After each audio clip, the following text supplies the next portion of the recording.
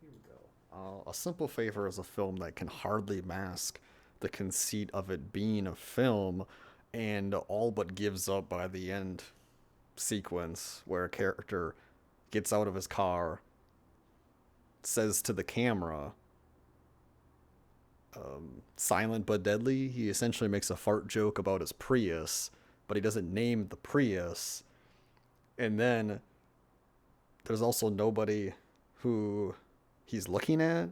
He's facing in the direction of somebody in the shot, but that person is on the ground because he had just ran them over. So you're probably wondering how we get to that point. So A Simple Favor is a film. It kind of had some lukewarm buzz a few years ago.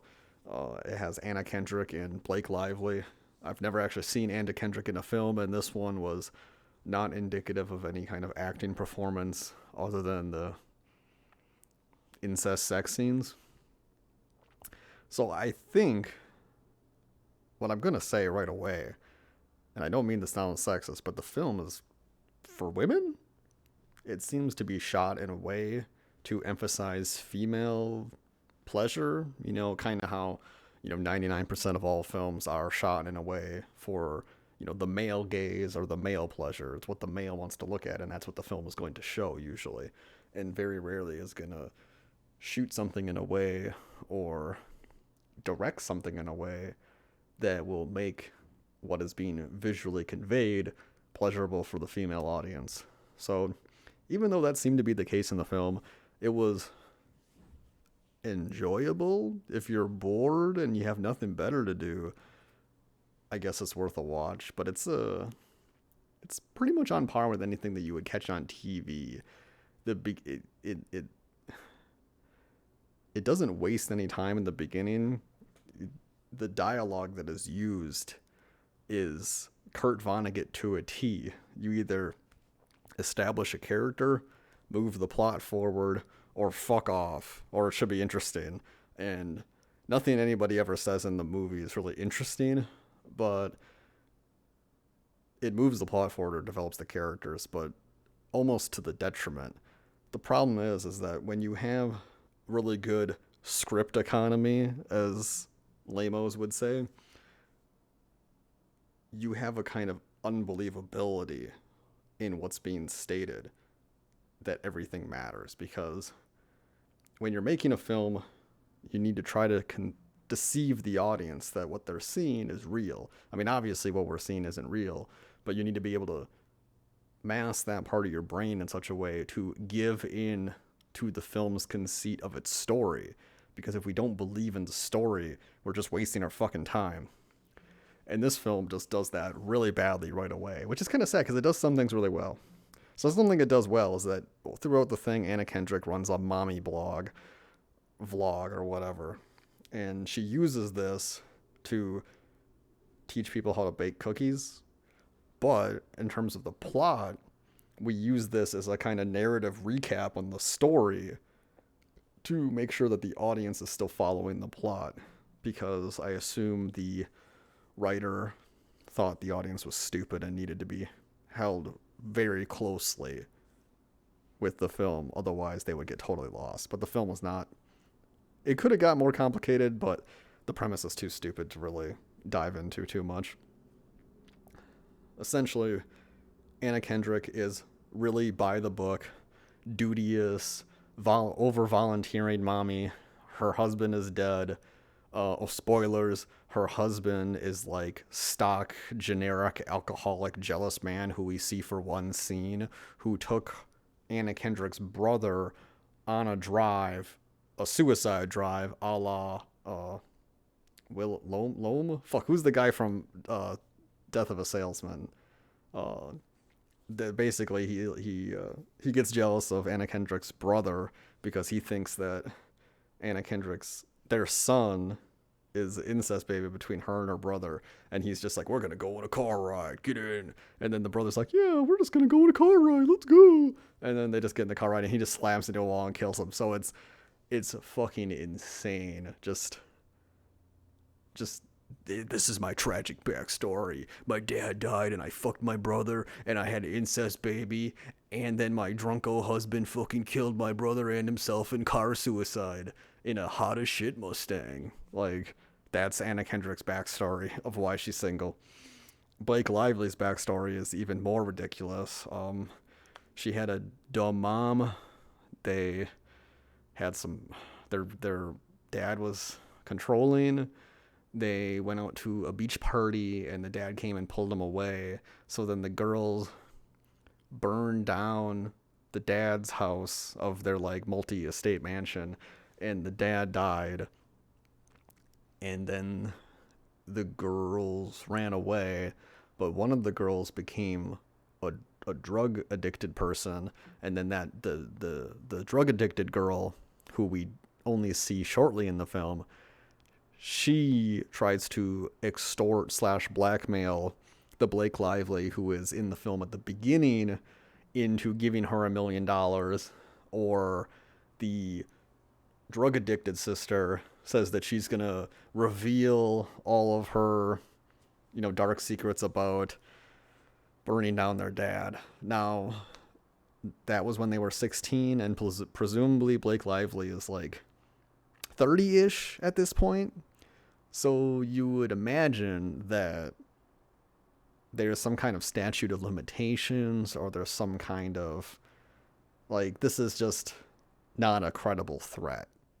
And also the fact that Blake Lively's sister has these drug problems, she is very unlikely to be taken seriously with these accusations. And what would really happen is that the cops would probably just convince her to confess to it, because she would have to confess to it to get her sister involved. And then they would just pin it all on her anyway. Because the other Blake Lively is a well-to-do citizen in the world who is, quote, house poor. So why would they... Like, the plot is just fucking stupid. And now, speaking of house poor, that's where the real plot comes from. So, essentially what happens is Blake Lively and her writer husband buy a house that they can't afford. And it was before the market crash. Now, mind you, if you experience the market crash in a bad way... Now, mind you, these people are fucking rich as shit. But if you experience it in a bad way, by like 2018, the housing prices have recovered such that you really haven't lost anything. Especially if you're as wealthy as these people are. Like, it just doesn't... Like, to say that you're house poor is really... You're just fucking stupid. Stop buying expensive alcohol. Stop buying expensive clothes. If you can afford all those expensive clothes, you are not poor. You're fucking stupid. And that's basically what the film is. And there are two characters, Blake Lively's mom and Blake Lively, both say that, oh gosh, man, I am just so house poor. How can I survive in this economy?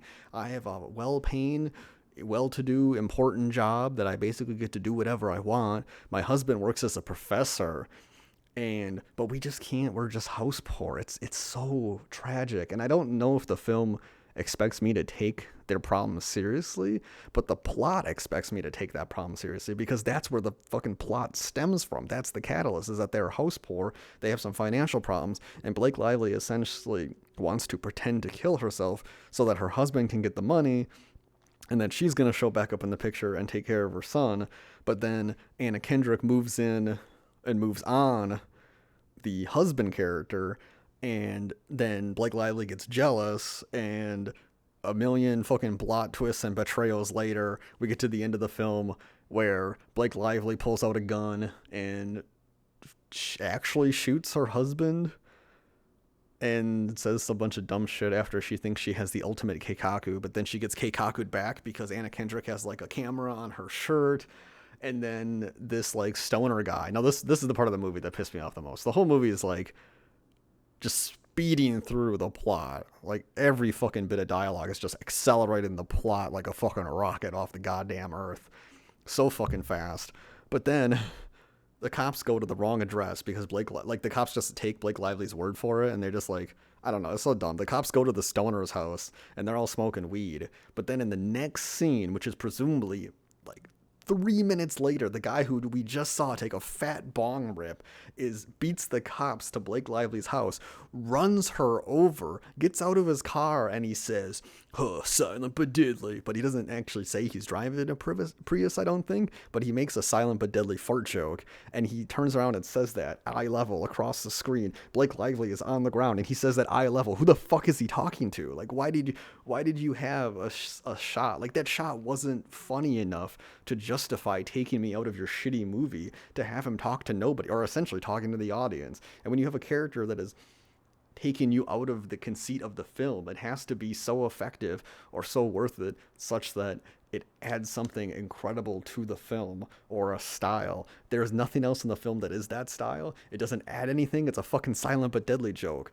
So the film, I don't fucking know. If you have a like an incest fetish, I guess you can watch it. I guess if I give it a rating, it's like a 5 out of 10. I mean, I think I like the Virgin Suicides more, but I hate Sofia Coppola so much. And at least this film, I don't know. They're both terrible because they both deal with, well, at least in Virgin Suicides, the upper class snobbery was something that was criticized in the film, and justly. But in this film, the upper class snobbery is the point of the plot, and I don't know if I'm supposed to buy into the idea of somebody being house poor as a legitimate concern, because these people are not house poor. They can sell their house. They say, "Oh, we can't sell it." It's like, no, you can't sell it for a profit. You could sell it for a potential minor loss and move on with your life, but you're not willing to do that because you have too much pride. That's your problem. So I don't know. The plot is fucking stupid. The things that the plot hinges on are all fucking stupid, and by the time you find all those things out, you're so far into the film that you're like, well, let's just get it over with. It's kind of like getting into a relationship with somebody who's like has a lot of fucking problems, and then you've gone down the road so far with them that it's like, well, I guess I'll just see this through to the end because I can't imagine getting off now. The road back would be so arduous. Why the fuck would you turn around? But that's the review. Oh, gotta hit the button. Don't look. Stop looking.